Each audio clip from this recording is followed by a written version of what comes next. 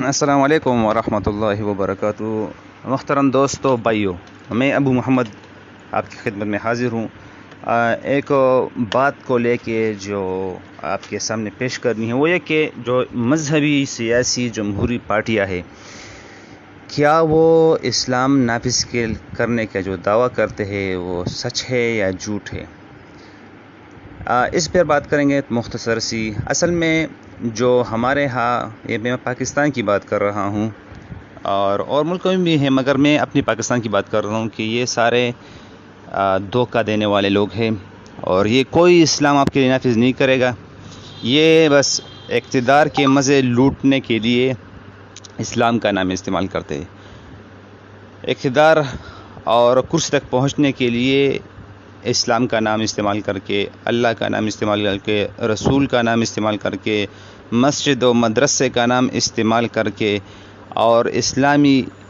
جو بعض چیزیں ہیں اس کا نام استعمال کر کے عوام کو بیوقوف بنانے کی پوری کوشش کی جاتی ہے، اور بہترین طریقے سے عوام کو دھوکہ دینے کی کوشش کی جاتی ہے۔ اور پاکستان میں عموماً یہ لوگ جو ہے وہ دین سے محبت کرتے ہیں، اگرچہ وہ دین کو سمجھتے بھی نہیں ہیں اور اصل دین سے واقف بھی نہیں ہے، مگر وہ کرتے ہیں، وہ دعویٰ بھی کرتے ہیں، مٹنے کو بھی تیار ہے۔ اگرچہ اس کے باوجود بھی وہ اسلام کو نہیں سمجھ پاتے، جو اصل اسلام ہے۔ اگر وہ سمجھ پاتے تو وہ ان جو لیڈران ہیں سیاسی جمہوری مذہبی پارٹیوں کے، تو وہ سمجھ جاتے اس کو، مگر وہ نہیں سمجھ پاتے اسی وجہ سے کہ وہ اس کے پاس علم نہیں ہے، اور نہ دنیاوی نہ سیاست سے باخبر ہے، اور نہ کوئی دنیا کی حالات سے خبر ہے، اور نہ کوئی مشاہدات ماضی و مستقبل کے اس کو کچھ تجربہ ہے۔ تو اصل میں جو مذہبی جماعتیں ہیں، تو اس میں آپ کو میں ترکی کی مثال دے دیتا ہوں، جس میں طیب اردوغان کی حکومت ہے، اور تقریباً کافی سال ہو گئے ہیں، کئی سال ہو گئے زیادہ، کہ ادھر اس کی حکومت ہے۔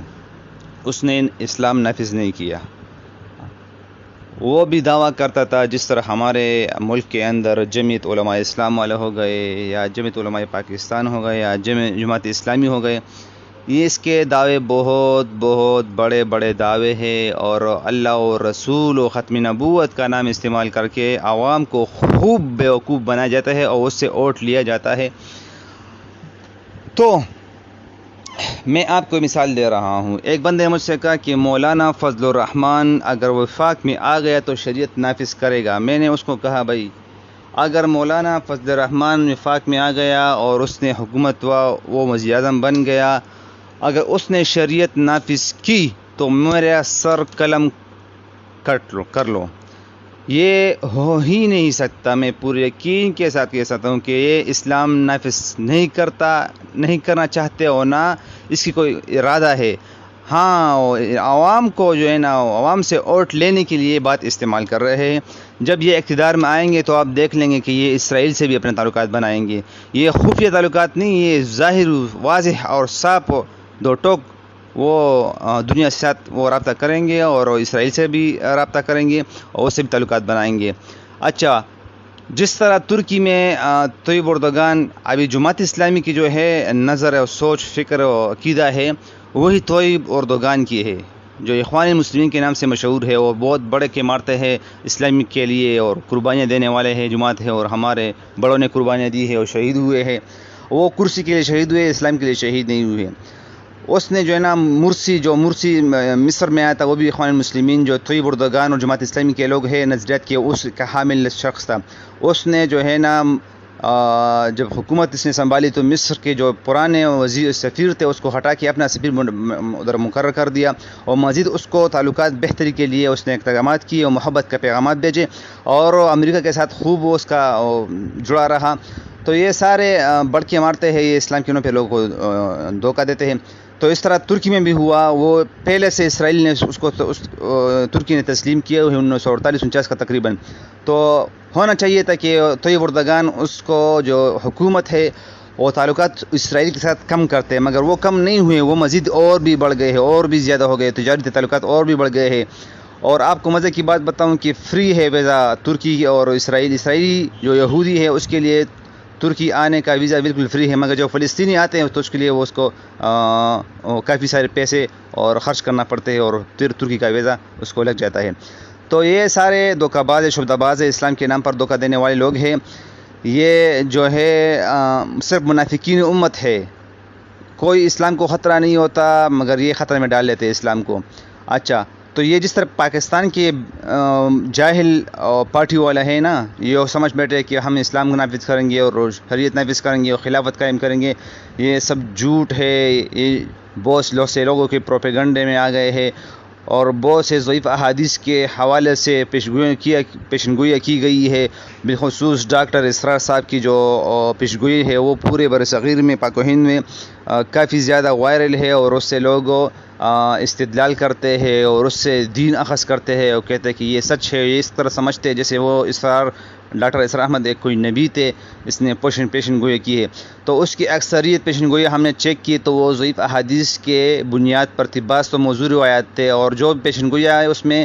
بہت سی وہ غلط ثابت ہوئی ہے، اور بہت جو لوگ سمجھتے کہ یہ سچ ثابت ہو رہی ہے تو وہ بھی صرف پروپیگنڈے کی حد تک ہے، اس کی حقیقت کوئی نہیں ہے، بنیاد نہیں ہے۔ جو اصل ہے، جو حقیقت ہے، جو حقیقت پسندی ہے اس میں نہیں ہے وہ۔ تو برائے مہربانی ان سارے کذابوں سے اور پروپیگنڈے والوں سے اور جھوٹ بولنے والوں سے اور اللہ رسول، مدرسہ، مسجد، ختم نبوت اس کا نام استعمال کر کے عوام کو چاہیے کہ وہ ہوشیار رہے بھائی، وہ پڑھے سنے۔ سعودیہ میں دیکھو، سعودیہ کی ہمارے لیے ایک بہت بڑی مثال ہے حکومت میں، اس کے خلاف اتنا پروپیگنڈا کیا گیا کہ آل سعود اس کا نام ہے، جو آل اسماعیل ہے، اسماعیل علیہ السلام کی اولاد سے ہے، تو اس کو آل اسماعیل، آل سعود، اس کو آل یہود قرار دیا۔ کس نے قرار دیا؟ یہ منافقین امت نے، ملحدین نے، عیسائیوں نے، یہودیوں نے، رافضیوں نے، خوارج نے، پوری دنیا کے باطل لوگوں نے مل کر سعودیہ کو گرانے کی کوشش کی، اس کے خلاف پروپیگنڈے کیے۔ غیر مسلم تو چھوڑے، یہودی، عیسائی وغیرہ ملحد سب چھوڑ دے، جو اپنے مسلمان ہیں اور خود کو صحیح مسلمان سمجھتے ہیں اور کہتے ہیں کہ ہم سے بڑھ کر کوئی مسلمان نہیں ہے اور ہم اسلام کے لیے جو جدوجہد کر رہے ہیں، اس نے جتنا پروپیگنڈا سعودیہ کے خلاف کیا ہے، شاید ہی کہ کافروں کا کام تھا، اس کو پتہ چل گیا کہ اب ہمارا کام مسلمان کر رہے ہیں، اور تو ہمیں کیا ضرورت ہے، جو جذباتی مسلمان ہیں وہ کر رہے ہیں، تو ہمیں بھی پروپیگنڈے سے اتنا نہیں، ہم نے بس کام ٹھیک کیا ہے، بس لوگ اس کو پھیلا رہے۔ تو سب سے زیادہ پروپیگنڈا سعودی کے خلاف کیا گیا، اس کو گرانے کی کوشش کی، عربوں کے لیے تباہی ہے، اربوں کے لیے بربادی ہے، اور یہ گرنے والا ہے، وہ گرنے والا ہے، 2023 میں یہ ہونے والا ہے، اور 2023 میں تو یہ اردوغان ترکی کی جو حکومت ہے وہ مکہ و مدینہ پر قبضہ کرے گی، اور ادھر جو ہے نا اس پر خلافت عثمانیہ پھر قائم ہوگی۔ یہ صاحب جھوٹ پروپیگنڈے کرتے رہے اور میڈیا پہ چلتے رہے اور مسلمان دڑ شیئر کرتے رہے اور اس پہ یقین کرتے رہے، اور عربوں کے لیے بربادی۔ الحمدللہ سعودیہ آج بھی آباد ہے، خوب آباد ہے، خوب ترقی ہو رہی ہے، دین کی دعوت ہو رہی ہے، کافروں کو اسلام میں داخل کر رہے ہیں، مسلمانوں کی اصلاح کر رہے ہیں، عالم دنیا میں قرآن کا پیغام پہنچا رہے ہیں، صحیح اسلام کی ترجمانی کر رہے ہیں۔ نہ ادھر قبر ہے، نہ کوئی پیر ہے، نہ کوئی درگاہ ہے، نہ کوئی شرک ہے، نہ کوئی بدعات ہے، نہ خرافات ہے، نہ اسلام کے نام پر ووٹ لینے کی کوئی بات ہوتی ہے، نہ عشق رسول کی بات ہوتی ہے، نہ گستاخی رسول کی بات ہوئی ہے، نہ زندہ آباد ہوتا ہے، نہ مردہ آباد ہوتا ہے۔ الحمدللہ سکون ہے، امن ہے، راحت ہے، کیا آل سعود کی برکت سے۔ ادھر جو بادشاہ ہے ادھر کے وہ دین پہ چل رہے ہیں، اپنی کوشش کر رہے، بعض کمی کوتاہیاں ہر جگہ پہ ہوتی ہے، مگر پوری دنیا میں اس کے باوجود جس کے اندر کمی کوتاہی ہے، جو نقصانات ہیں سعودی میں، اس کے باوجود اس کے ساتھ ساتھ پھر بھی ایک مثالی حکومت ہے، اور عالمی دنیا میں اس جیسی حکومت نہیں ہے،